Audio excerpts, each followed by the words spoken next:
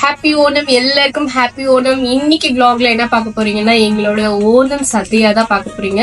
So இதுக்கு முன்னாடி நான் சாப்பிட்டிருக்கேன், எக்ஸாக்ட் ஓணம் அன்னைக்கு சாப்பிட்டதில்ல. இன்னைக்கு தான் ஃபர்ஸ்ட் டைம் பாத்தீங்கன்னா ஓணம் சத்யா வந்து சாப்பிட போற சாப்பாடு இங்க டிஸ்கவரி கார்டன்ஸ்ல இருக்க மாமி சிலம்ல தான் பாத்தீங்கன்னா ஆர்டர் பண்ணியிருந்தோம்.